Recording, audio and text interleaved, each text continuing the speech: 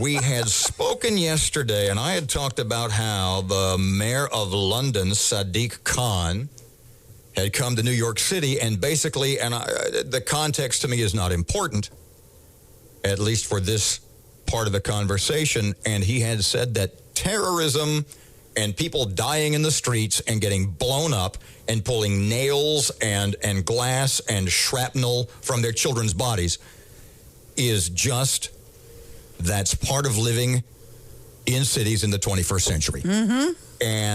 And you kind of freaked out at that. And I said, at some point, if you are going to allow unfettered immigration, legal or illegal, Hillary's talking about another 100,000 Middle Eastern immigrants if she's elected. And if you're not going to vet, let's assume for the moment that you are the most sympathetic, giving, caring person in the world.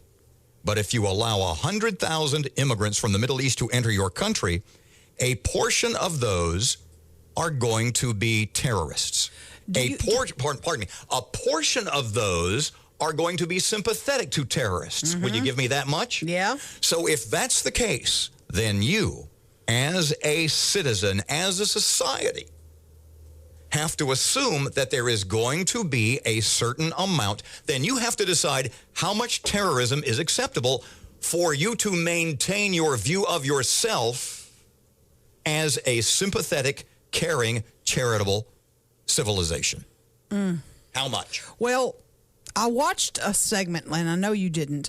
ABC News did a segment last night on the Syrian refugees coming to our country. And they did a piece on Nightline. I haven't yet watched it because it was too late, but I'm going to. And they actually, the national news, Robert, has gotten so crazy, slanted, that David Muir, the ABC network anchor, he's the main anchor, goes to Syria, and he goes to the refugee, I don't know how you describe it. Aleppo, the camp. Yeah, but he goes to where they're screening them, and he talks about how some of these people have waited here for 2 years. And he talks to these children and these mothers, how we just want to come to your country, how we love Americans and we want to come. And it makes me think, let them come. What's wrong with that? It was such a slanted piece that, why aren't you talking to some of the terrorists who might be trying to sneak in that door? Or maybe they're not going to tell you they are. I get that. They're going to say, we love America. We want to come America. Yes. We want to be American. But if you're telling me that this little 10 and 12-year-old girl they're talking to, that makes my heart bleed. Like, why can't this little girl come? You're 100% right on two counts. One, the news, especially from the networks, has always been slanted. They just don't bother to hide it as much anymore.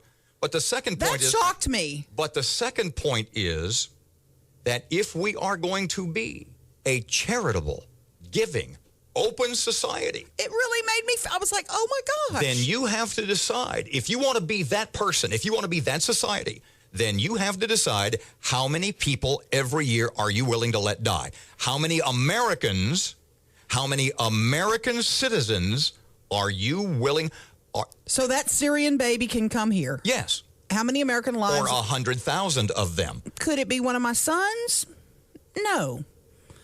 Could it? I'm not willing to that's a silly question for me. I'm like, none. It's not a silly question. But isn't there a way to figure this out? Because the political elite in this country have already decided. They've made the decision for you. We don't have any more borders. The border is gone. Can we set up a place where these people can come and live for 5 years, maybe? And it's very high security? Say, we'll try you out in our country. It's called St. Cloud, Minnesota. Oh, boy.